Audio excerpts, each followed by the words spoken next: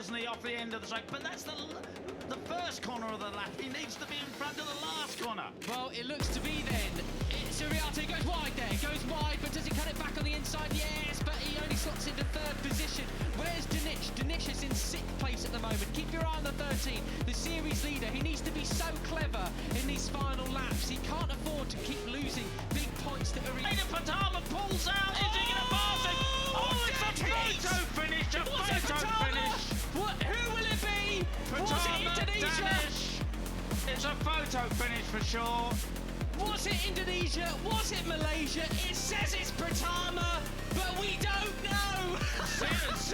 24 off now, is he? Yeah, well, that's right. He is. He's just 24 points off the win, and there are, of course, this is including this one, 4 races remaining.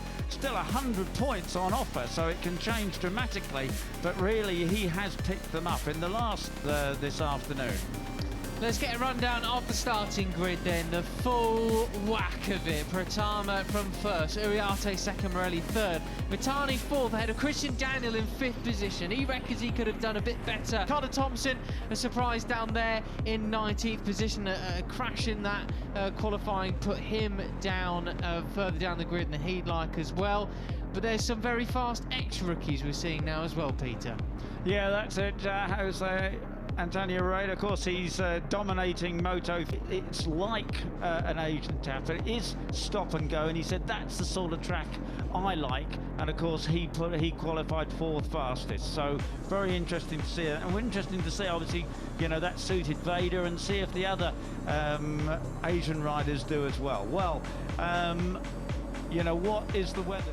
Over the grid, I'm into the first corner, around the first corner we go.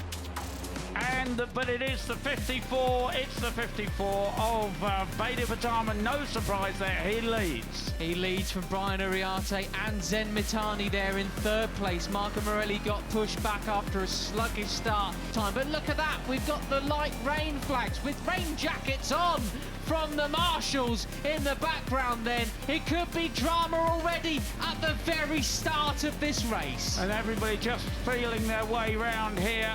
And somebody's already getting too slippery, and he did very well to avoid ending up on his ear that time, didn't he? Yeah. He took the lead from Veda, obviously realised it was damp, ran wide, took it easy, and Benyat Fernandez is a faller. Brian went to final sector. So we thought we'd get away with it, but we didn't, Peter. It's going to be changing to wet tyres. It's raining on the start and finish straight. Oh, dearie me. You can see the slick tyres. Yes, he's standing up, he's okay.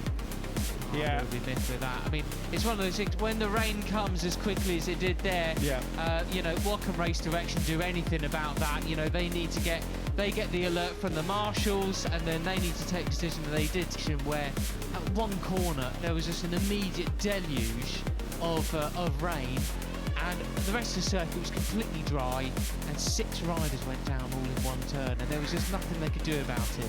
Here is what happened with Ticino. This is the wet corner that just started raining. Okay. Oh, nearly 4. Goodness me. Yeah. Very unfortunately. So that's Benyat Fernandez. Is that Joel Pons as well? Yes, Joel Pons as well, unfortunately. He went down 2. So and is it going to dry out? It's changed to wet tyres, and unless there's actually thunderstorms and lightning about. We have had that in Rookies Cup. You mentioned Portugal. We had a Portuguese race where the revs rise and away they go, and it is the number 30. He gets another good start. Christian Junior gets a good start, but he's not the quickest off the line, because that is Veda Pratama. Veda Pratama from Brian Uriarte. Into turn 1 they go. Big overtaking spot. You don't want to cause a bit of a pile up there. Outbreak yourself as wow, that was Morelli, I think, just scything his way through on Daniel. It was Morelli, not stereotypically by my memory anyway. Away with a nasty slide in the first start. He's not making that mistake again, and he leads Veda Pratama and Zen Mitani in third place. Hakim Danish on the prowl then, 7th place for the Milan. now or nearly never. It's getting to that point, Peter. Well, he has really, hasn't he? And, you know, with Uriarte and Pratama, they are well capable of disappearing here because they are skilled, they're superbly skilled guys, and they're Plonk up there into 16th place now as well. Good stuff from him. And there we have then confirmed as they come across the line. Safe enough to do so. Morelli's got his first of his one and only, long lap penalty. He's going to take it now, hopefully. 51 of Brian Uriarte has the advantage. There's the 13 of Hakim Danish. Oh, that was a big moment for Zen Mitani coming out of turn 2B. His airbag's gone off. It looks like he's been down the gym. Alpine Star's Tech Air system went off. That will self-deflate. And he does have another canister, another gas canister aboard, so he can, in all safety, continue. I think that is Joel Pons who's down again, unfortunately. Carter Thompson, it says fine. But I really thought he was turning the corner this weekend. Not what I wanted to see at all. Anyway, it's Brian Uriarte that has the advantage over Veda Pratama. As I said, these two are capable of disappearing. They can use each other to judge. And of course, Neil Jr. moving up into 4th place ahead of Hakim Danish.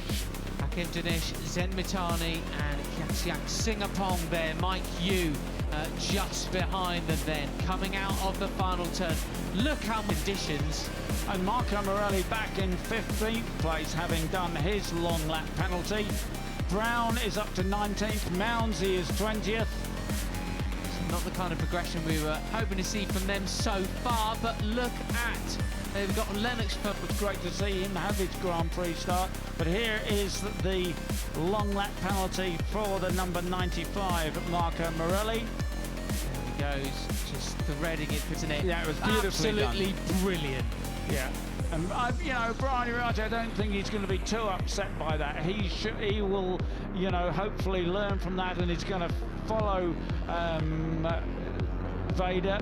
Oh, Zen Mitani, I want to mention, we're seeing then, so Gonzalez 3rd, Danish 4th with Christian Daniel just there. Last time around, the leaders were over a second quicker than the chasers.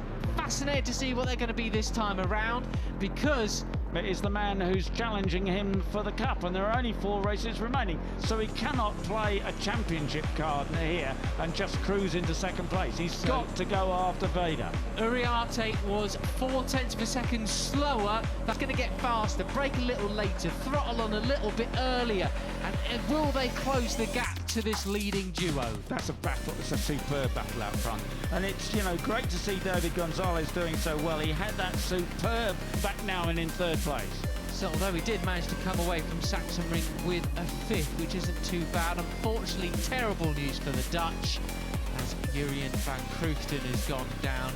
He was making decent progress, I saw last time around. Where did he cross the line? 11 with that, but it's back with the leaders then. It's Veda Pratama and Brian Uriarte on his tail. And as you said, Matt, it's crucial to see just how much of an advantage they have.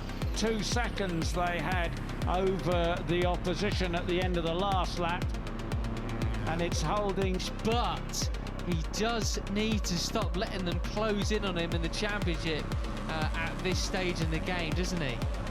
Yeah. Pons had a long lap penalty, has now been completed. Now I think I saw Veda actually touching the green stuff through the last corner there. It's up for him. Having said that, Peter, last time around the fastest rider on track, the fastest rider in the race so far is Hakim Danish, a 1:57.4, 6/10 actually quicker. He'd be able to hunt them down. It's halfway through the race at the moment. 5 laps to go. At this pace he can do it, but you know, it's also too easy to make a mistake.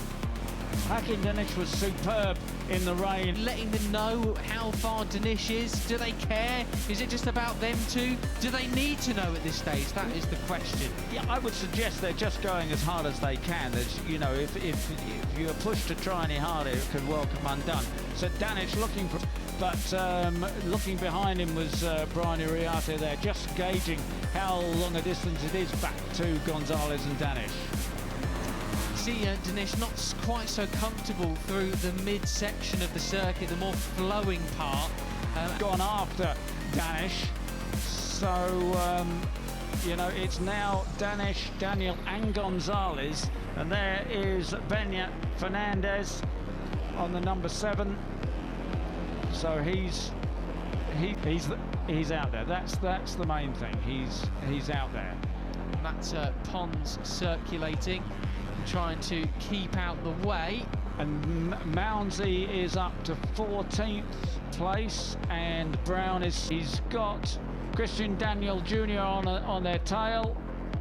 And these are the guys who've got to cut back that 2-second advantage. But as you said, Matt, Pratama and Uriarte set the fastest lap of the race so far. The previous guys, look at him, try and outbrake them here. But the problem here is now they're going to end up messing themselves up and let the others get away. That's right. They're not being able to help each other. They're not being able to do just the slipstream and see where the dry patches are. David Gonzalez. Well, look, Hakim Danish. Unfortunately, I'm not going to pin it on Gonzalez for overtaking. Hakim Danish being too slow in the midsection, unfortunately. But the rest, he's seemingly much quicker. Now, is it really going back to what we were saying? That would make sense, doesn't it? It all adds up. As we see then the fastest lap of the race so far, 1:56.6. So that's about nearly 3 seconds quicker than they were in the opening laps. As we now click on a lap 7 of 10. And I would say, Peter, when you think, oh, well, perhaps you play at KG and whatever, he just will put his head down and be confident that no one's going to be able to pass him. So let's see if that's the way he plays it and whether Brian's got something up. Peter, just look at they pulled out, a couple of tenths away from Danish there. It's visibly you can see it, can't you, in the background there? And that's when you know there is a massive difference indeed. So it's on between Christian Daniel. Laps remaining then. It's Veda Pratama, Brian Uriarte. And there we have it, Pratama extending the lead. He was, only a couple of hundreds quicker than Brian that time around, but he takes the fastest lap of the race. A lot of chatter there. Curse, please, because, I also said he's going to do very well. Let's just keep our fingers crossed for him. It's still Pratama and Uriarte, and there is Christian, the American, and Daniel. He's trying to go between the middle of both of them, but he can't. He's going to have to try and outbrake them. And this is just letting the others get away. Hakim up the inside of David Gonzalez, but Christian Daniel, the American, defends his line beautifully. Veda Pratama on the 54, Brian Uriarte behind him. And we've just got a lap and a couple of corners to go. Two and a bit. Garbled rubbish for both of us at this stage. Right, so it is still however many laps to go. It's Veda Pratama, as you say, Matt. It's 9 of 10. Still 2 laps remaining. And although there's certain, just what is it between these two? They've even got Ramadipa on the prowl as well in 6th position now. Singapong 7th. Morelli's made his way back up to 8th place as well, which I think is a pretty solid result. So that is probably the biggest gap we've seen so far between Veda Pratama and Brian Uriarte. I hope that's not Brian conceding. No, no way. He can't afford to concede. He's only got 11 moving around a lot. I think he's put the hammer down here. Yeah, looks like it. What was the gap? It was 4/10 of a second at the second intermediate, Peter. That's 3/10 in just one sector. Goodness me. But Brian's the hill, of course. This is, where he's got to think what he's going to do perhaps on the last lap. So often here at the Red Bull Ring, it comes down to this final corner. And you can't afford to go on the... Veda Ega Pratama semakin perkasa di Red Bull Rokies Cup 2025. Nama Veda Ega Pratama kembali mencuri perhatian dunia balap motor internasional. Pembalap muda asal Gunung Kidul, Yogyakarta, yang saat ini tampil di ajang Red Bull MotoGP Rokies Cup 2025, menunjukkan performa luar biasa dengan catatan prestasi yang konsisten sejak awal musim. Ajang bergengsi ini memang dikenal sebagai jalur pembinaan menuju MotoGP, dan Veda berhasil membuktikan dirinya layak diperhitungkan sebagai salah satu calon bintang masa depan. Dominasi di Mugello. Momentum besar hadir ketika Veda turun di seri Mugello, Italia. Dalam 2 balapan yang digelar di sirkuit legendaris tersebut, Veda tampil begitu mengesankan. Pada race pertama, ia berhasil meraih kemenangan dengan selisih waktu yang sangat tipis, hanya beberapa milidetik dari lawannya. Namun di race kedua, Veda benar-benar membuktikan kelasnya dengan menyalip di tikungan terakhir dan finish di posisi pertama lagi. Dua kemenangan beruntun ini menjadi catatan sejarah karena ia menjadi pembalap Indonesia pertama yang berhasil meraih kemenangan ganda di ajang Red Bull Rokies Cup. Pole position dan podium di Aragon dan Austria. Setelah sukses di Mugello, kepercayaan diri Veda semakin meningkat. Di sirkuit Motorland Aragon, Spanyol, ia berhasil meraih pole position pertamanya musim ini. Kecepatan dan konsistensinya di sesi kualifikasi terbukti mampu menyaingi para pembalap muda berbakat dari berbagai negara. Momentum tersebut berlanjut ketika tampil di Red Bull Ring, Austria, di mana ia kembali mengamankan posisi start terdepan. Meski persaingan sangat ketat, Veda tetap mampu naik podium dengan finish di posisi kedua. Pertarungan sengit terjadi di tikungan terakhir ketika ia harus mengakui keunggulan tipis lawannya. Namun hasil itu justru memperkuat posisinya di klasemen sementara. Konsistensi dan kematangan. Kunci kesuksesan Veda musim ini adalah konsistensinya. Hampir di setiap balapan, ia mampu bertarung di barisan depan dan mengoleksi poin penting. Mentalitas balapnya terlihat semakin matang, tak hanya mengandalkan keberanian, tetapi juga strategi yang cerdas. Ia tahu kapan harus menekan habis-habisan, dan kapan cukup bermain aman untuk menjaga peluang juara. Naik ke peringkat 2 klasemen. Rangkaian hasil positif yang diraih Veda membawanya melesat naik ke peringkat 2 klasemen sementara Red Bull Rokies Cup 2025. Ia hanya tertinggal beberapa poin dari pemimpin klasemen Brian Uriarte. Dengan beberapa seri yang masih tersisa, peluang Veda untuk menjadi juara musim ini terbuka lebar. Apabila mampu menjaga konsistensi, Indonesia berpotensi memiliki juara dunia pertama di ajang ini.